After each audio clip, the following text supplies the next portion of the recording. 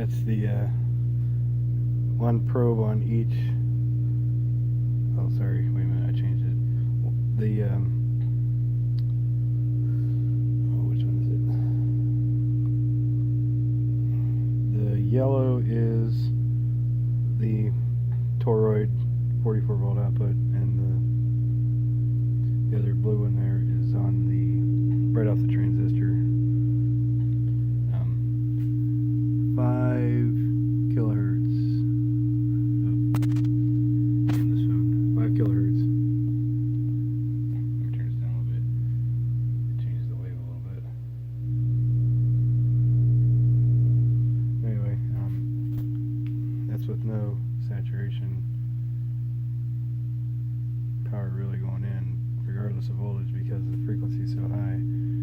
It's a lot harder time to penetrate the overpowering primary side's saturation that's occurring over here.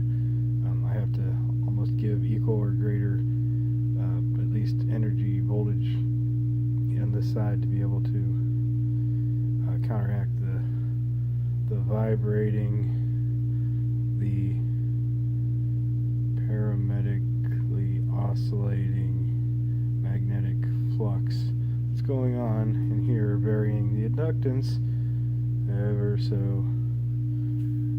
incrementally. I totally lose that when I go down, like 2 kilohertz, 3, comes back up, but I don't know if that's any type of resonant frequency that I'm working with there or not, but it's getting this weird square wave out of it, even though it's on sine.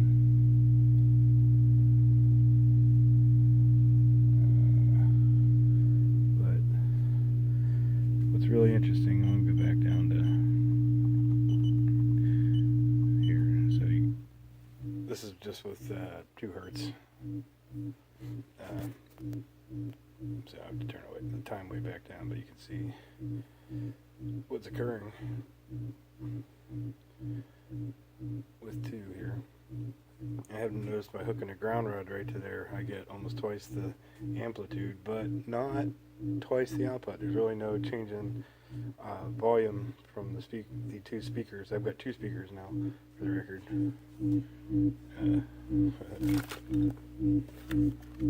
As you can see there. I didn't try it. There it is. This is the focus. That's what's going on there right now.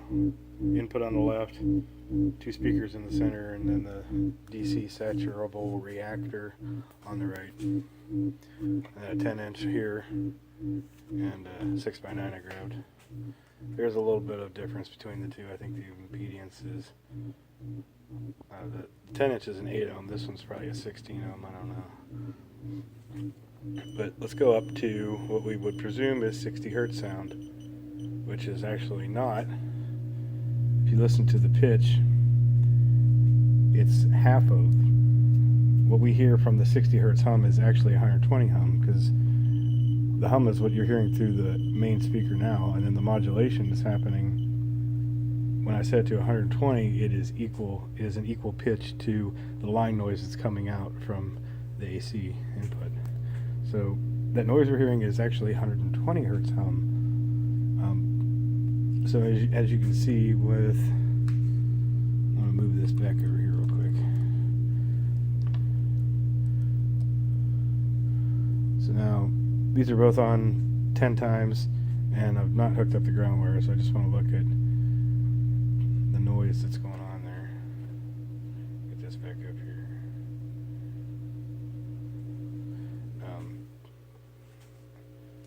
Alright. Now we're going to introduce a little bit of dissonance to the 2 notes. So from 120, we'll go down to 119. You see what happens if I turn on, what is it, display. If I turn on persistence, you can get a good idea of what's happening. Put it on 2 seconds. You see how the wave's expanding and slightly offsetting its phase, slightly, over time. with 119 hertz and 120 hertz, we'll say. The farther I go out, just like two guitar strings out of tune, the left and the right side of the transformer, keep in mind this is the left side of the 44 out and that's the right side. You can see that they alternately flash. Sometimes they flash together, sometimes they're always slightly off of each other. So the farther I go out,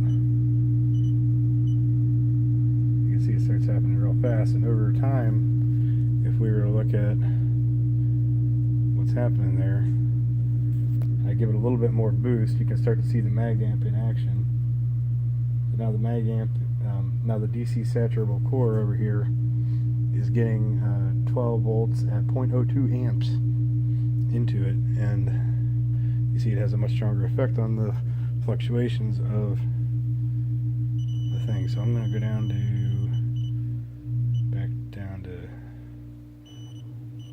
let's see here, 30. 30 is a good half wavelength down from 60, and you can hear you hear the root note, and then you can hear the major third, or no, the fifth, the fifth down below. I'm thinking guitars. Below the original 60 on here, which is half of the 120. We're hearing sound from there. So I can go all the way down to, and you see what this is the effect the mag amp has when it's pulsed. So you can see very well. See, now we're using some current because it's almost acting like square wave. We're getting upwards of 5 watts or so from being down all the way. But as the more I get up there, the higher frequency, and by higher I mean now we're at 20. By the time we hit 30, it's smooth because 30 is a harmonic multiple of 60. But as we start to fluctuate out to 31 or 32, you can hear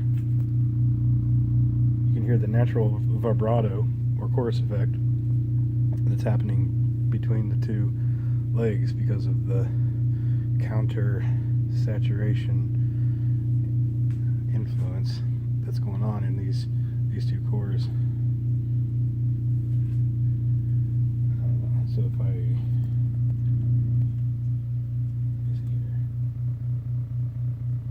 so it's real hard to see fluctuation at 30, but what we actually see is every other wave slightly dipped up or down. So it almost climbs up and then drops down and then centers itself every alternation at 32. As I go up on the function generator, there's no real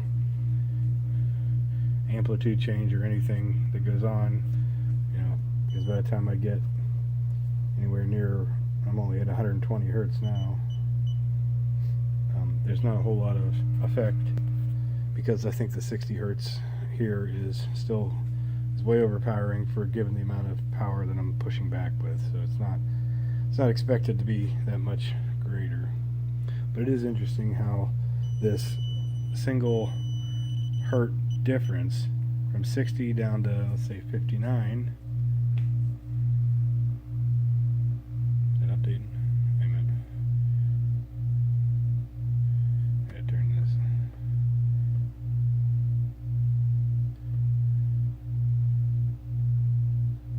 So you can see with the persistence. Now what's really cool is if I switch over to XY mode, check this out.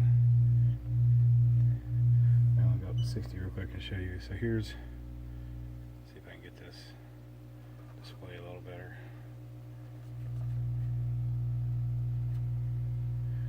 There's 60 hertz here and 60 here. We have like a half a watt maybe for I don't know what that is, a quarter of a watt.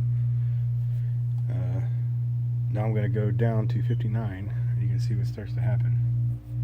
Now there's this is not a product of persistence. See, I'll turn it off and you'll still see it. So if I go down to 58, what happens is you start to see finer fluctuations. down to 55, down to 50. So this is interesting because this may be what is going on in the Earth right now, because 60 over here, 50 over here, through being put into the center of a big, that's the Earth, man, right there, 50, 60. Anyway, this disharmonic standing wave, it's a beat frequency, right? It is the magnetic interferometric collision that happens, creating a third frequency, for one, a beat frequency, you know, whatever it is, which is very similar. So 50 hertz on there is very similar to, damn it, you know, whatever it is, 7 or 8 hertz or something like that. If you were just to hit one single hit, you know, whatever that beat frequency is when two are going together and they're opposing slightly off of each other, it's called a beat frequency. What in the hell is that? 9 hertz on the DC is what's going in there. That's an interesting picture. 9 hertz. 15. Not a lot of hertz. That's pretty neat looking. Persistence doesn't really change anything.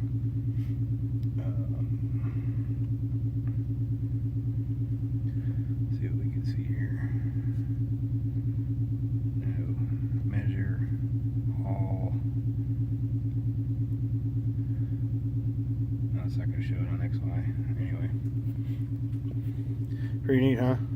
The voltage is coming off here. Look like, I think in one case it's 70 on one and 120 was I was reading on the other one. Well, that the scope was reading. So a lot of times I've had the settings all the way up, if you will, so that for the highest voltage possible, at like, I think it's 20 volts per centimeter. But let's go back. One more thing here. Page. So I'm just going to hit auto for a second here. That's going to wipe it out and it'll auto detect what the wave should be. Ooh, look at that. That's that pinching going on from the magnetic field, smacking it backwards. The unresonant rubber band at the moment. Let's turn on math. This is the addition of channel A and channel B, or 1 and 2, I mean.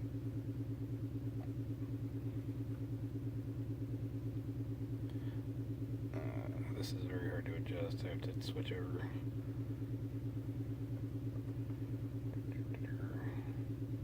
Nope, it's at the limit, the minimum limit. Anyway, it's off the chart. So it's quite possible that this is a way of looking at standing wave energy produced from the dissonant pulses in either side, or either side, or either side, or maybe it's diagonal, man.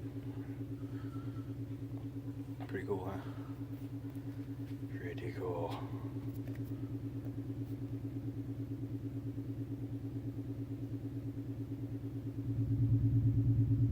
Maybe we could call this ferro-resonant parametric oscillation.